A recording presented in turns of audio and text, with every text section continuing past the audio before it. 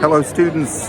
This is outside the Creative Emmys, the Creative Arts Emmys. It is January 7th, 2024. I actually have tickets to go in. I'm not up for an award or anything. I actually got tickets to go into this thing. My wife is a governor, the Television Academy, part of the documentary division, documentary branch. Anyway, I asked y'all in JMS 200, making this video for spring 2024, I asked y'all what were your favorite TV shows, favorite films. Let me move over here. Favorite TV shows, favorite films, music. Do you like Taylor Swift? All that stuff. I'm going to take that data and integrate that data with some national statistics and a video lecture. Okay, this is just the beginning of the video lecture, but I'm going into the here, move around here. The Creative Arts Emmys on January 7th, 2024.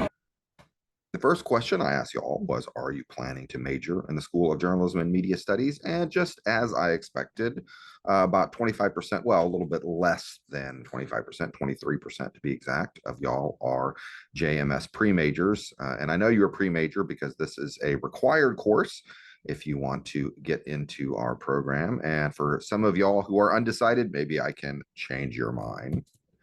How many years have you been in college? Also, pretty much what I was expecting. We've got a lot of first-year students. Hello, hello. Welcome to college. And then we got a big chunk of people who've been in college a little bit, but still, maybe a year from graduation, year or two from graduation. And only a couple of y'all are still hanging around. You probably need this class as a GE. Okay, I asked a question about how much TV. How much TV do you watch in a day? By TV, I include streaming, as well as stuff you watch online, watch on your phone. And look at this. Look at this. We got a lot of people saying they're watching less than an hour. And then we got a big chunk of people who are saying 1 to 2 hours. So between the red and the blue here, that's most of the class. That's most of the class. And look, only 14 people say they watch more than 4 hours of TV. Only 14 people say they watch more than 4 hours of TV. How does this compare to the national average? Well, when our buddies at Nielsen study, when they study this stuff, here is some data. We've got over here, we're over here on the far right, fourth quarter of 2022. This is the most recent period for which we have publicly available statistics. Watching on some TV connected device, 106 minutes a day, and then watching cable TV, 104 minutes, and then broadcasting is 84 minutes. And later in the semester, when we cover TV, I'll go through the differences between broadcasting, cable, and streaming. TV connected device to me would be comparable to streaming. I think that's what that means there. When you add all this up, you come to, yes, when you add that up, I just did the math, you come to 294 minutes a day. 294 minutes a day is pretty much 5 hours, right? 5 hours times 60, that would be 300. So 294 minutes a day is pretty much 5 hours. So when most people in the class claim they are watching far less than 5 hours of TV per day, this to me means that either y'all are not realizing how much video you're watching, or you're misleading because you want to give a lower number. You think maybe that make you sound more intelligent to give a low number, or you don't consider streaming to be part of watching TV. I don't know what the discrepancy is, but just know that consistently when I ask this question to students, they give very low numbers, but then Nielsen year after year comes back, and this number has been consistent for quite some time. About 5 hours a day people spend watching TV, about 5 hours a day. And here we have, this is from December 2023, okay? Now we have this division between streaming, broadcasting, cable, and then other. I'm not even exactly sure what other might mean. Maybe if you're watching through a video game console, but wouldn't that be streaming? I don't know what other is here. But when you look at how much television is being consumed, the biggest chunk of it is coming from streaming. The biggest chunk of it is coming from streaming. And then over here within streaming, we have things broken down, and you can see YouTube way, way up there. And again, later in the semester, we will go through some of the differences between broadcast streaming and cable. here is when I asked the class about favorite TV show or favorite movie. I just kind of lumped them all in together. The Office, no surprise. I know people of your demographic really love The Office. That shows up a lot. And then we've got Barbie, The Goonies, The Thing. That's an interesting choice. Yeah. Oh, I'm gonna Wonka there. Scott Pilgrim. ESPN. Yeah, people watch sports. I think that's not really a TV show. You just like to watch sports. Everything, Everywhere, All at Once. I love, love, love that movie. Hunger Games. Gilmore. Wow, Gilmore Girls shows up. Succession is there. Friends is in there. Yeah, I know that some other things here. Doctor Who. I'm assuming that's the new Doctor Who, not the old Doctor Who. Last of Us. Um, yeah, and Elf. Maybe Elf is there because it was just the holiday season. An older film, typically when I ask this question, it's kind of new stuff, but I was very pleased to see You talking to me? Taxi Driver show up. That's a great film. Someone also mentioned One Flew Over the Cuckoo's Nest, another great film. Happy to see old film show up. This one really, really caught me off guard. Someone mentions Cubby Gushy Cubby Gum.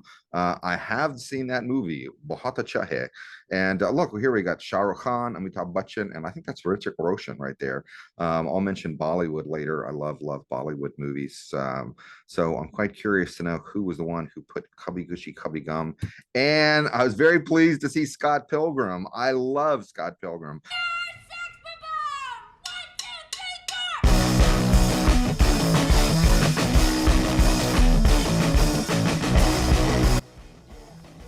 And just to compare what students said against some national data, here's the domestic box office for 2023. Barbie, #1 movie. Barbie was good. I liked it much more than I thought I would.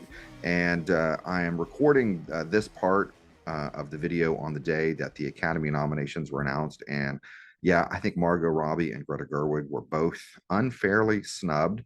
I like the Spider-Man movie. I like the Super Mario. I liked all these movies. I didn't see The Little Mermaid. Okay, take that back. Of the movies here, I did not see The Little Mermaid. And for TV shows that won an Emmy is the award that they give to TV. These are all sort of the big shows. I think y'all will know that won different awards: Succession, The Bear, Beef, White Lotus, The Last of Us, which I really enjoyed, and then Abbott Elementary. One of the actresses, Quinta Brunson, won for Abbott Elementary. Okay, after about 2.5 hours of awards, we came out to, my wife wanted to drink at the bar. It's actually closed. I guess they closed it up near the end of the show. Oh, and I just wanted to clarify, the Oscars are for film, also known as the Academy Awards. Grammys are for music. Emmys are for TV. Emmys are specifically for TV, so the big awards for TV. But this ceremony that I'm at today is not the big one with all the big famous people. This is like best lighting in a variety show, best sound design, that kind of thing. Amongst famous people that I have seen on stage, people that y'all might know, John Mulaney won something, RuPaul won something, Kid Cudi, Kid Cudi, is how you say his name? He's a presenter. Simpsons won an award. Welcome to Wrexham, that show, if you know that, that's winning a lot of awards. Still, Michael J. Fox film, documentary, won a lot of awards. Yeah, oh, and Queer Eye won something as well. Anyway, this thing's about to wrap up. We're going to go to this sort of a governor's ball after party. Here I asked students, where do you get your news from? Where do you get your news from? And not surprising, a lot of people are over here in the social media category. You get your news from social media, and then we have online news websites. And then I'm going to come back to this in a minute. I'm going to come back to this. My friends or family tell me what's important. But when it comes to social media to me, it's really just a distribution channel for information. It is not the place where information originates. Okay. I repeat, social media is the distribution mechanism, like grocery store, Vaughn's or Albertsons or Ralph's, or I live near a grocery store called Keel's, if anyone knows that one. The grocery store is not where the food originates, okay? Vaughn's or Ralph's do not make that stuff. They're not the farm. They're not the factory. They're just a distribution mechanism. And it is the same with social media, Twitter or X, whatever we're calling it, Facebook, Instagram, TikTok. They do not have their own news outlets in the Middle East providing us original information about the Israel-Hamas conflict, as it were. It is just a distribution mechanism. And then we have, wow, some people said don't follow news. I suspect this number is far higher. I suspect this number is much, much higher. but people are trying to put on a good positive answer for the professor. Radio, that's interesting. And then we got 4 people saying TV. But of the people here who say, my friends or family tell me what is important, this relates to a media theory called two-step flow. Okay, this relates to two-step flow, which is covered in another video lecture.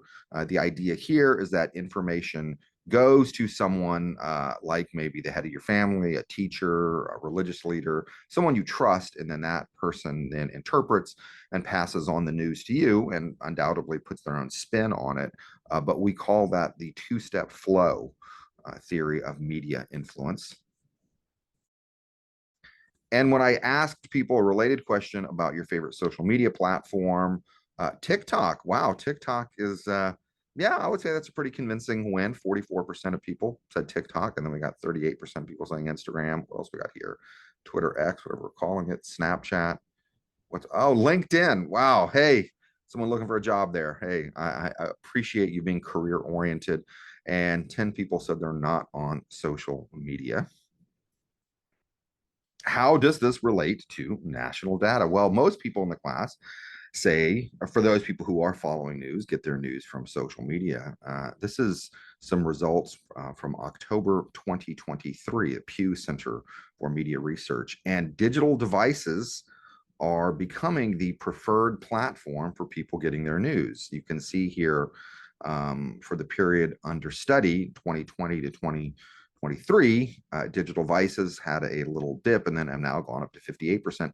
Television is down. Television is down definitely from 35% of people down to 27% of people.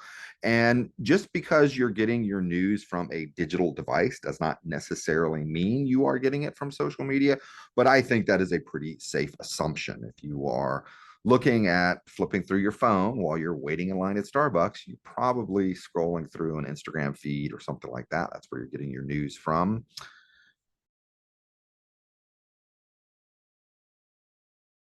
How do students listen to music?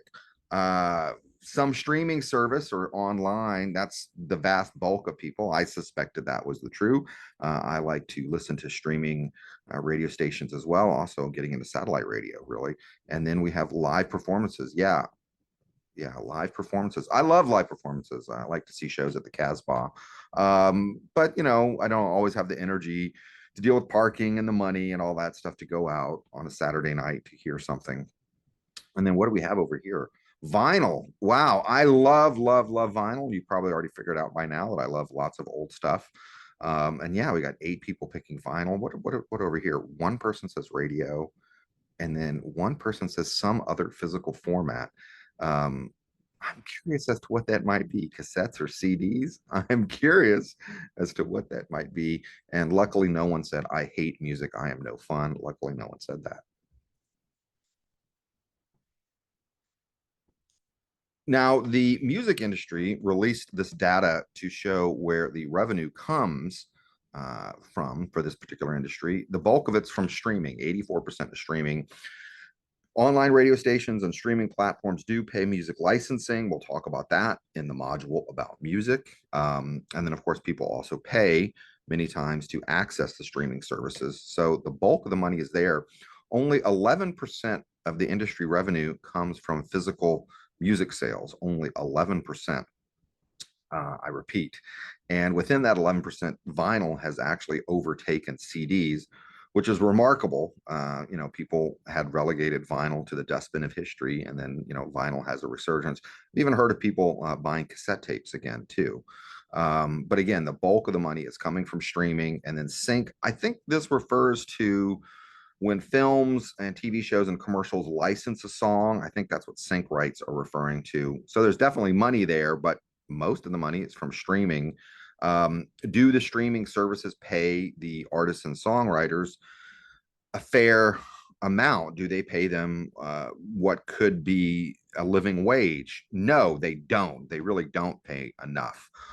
They do pay the artists, but not as much as artists were making in the past.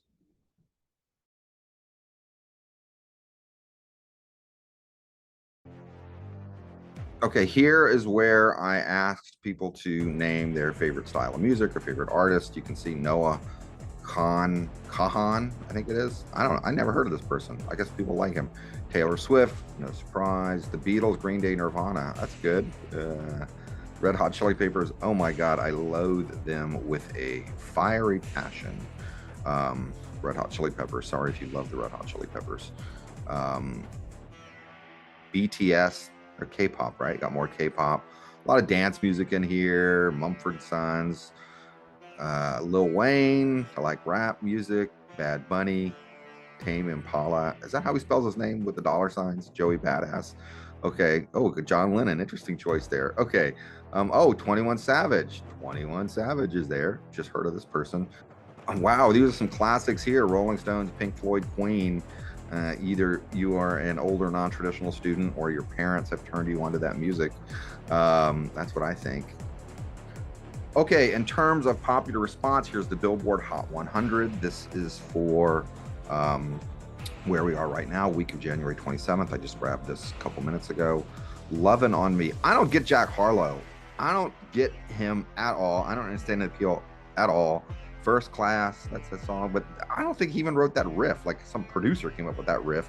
I just don't understand what this white guy rapping adds to anything. Sorry if you are a fan of Jack Harlow.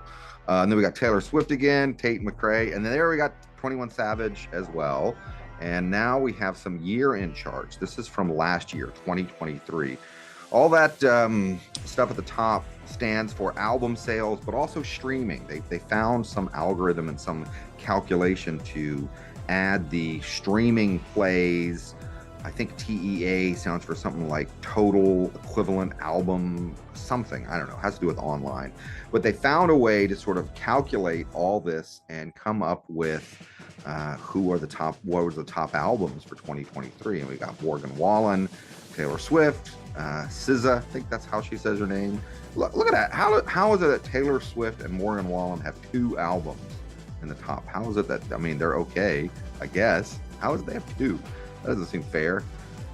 And when you look specifically at songs, here are the songs.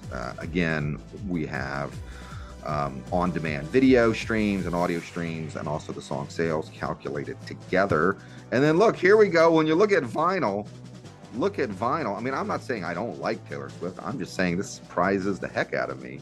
When you look at the top vinyl, it's not people buying Stones, Ramones, Beatles, classic stuff that I like. They're buying Taylor Swift. Y'all are buying Taylor Swift on vinyl. And when I asked the class, do you like Taylor Swift? I just thought that was a fun question. Look, the people who flat out say, consider me a hater, that's pretty small. That's pretty small. Total Swifty, it's almost a third of the class puts themselves in the total Swifty category. And then you got almost half the class, and then some of their songs are okay. I can see why folks like her. So I think I am speaking to a crowd of Taylor Swift fans. So I will watch my words carefully moving forward. Okay, the ceremony is not quite done, but everyone seems to have made a mass exodus and run over to the governor's ball where there's music and food. The governor's ball party that I went to was fun. I have to say it was fun. There was a lot of food, great food. I think they had people from like Top Chef or those cooking shows making food. Lots of drinks, lots of music, lots of dancing. But the real adventure, I have to admit, the real adventure was the following weekend, when my son and my wife, they went to the Emmys, the big one with all the famous people that it's broadcast on TV. And my son had a blast. He was, he's a student here at SDSU, so he was, he and I are joking. He's texting me, he and my wife are texting me photos from the red carpet, including Danny DeVito, Steve Martin, Martin Short, cousin Greg from Succession, sorry, actor, I don't know your name.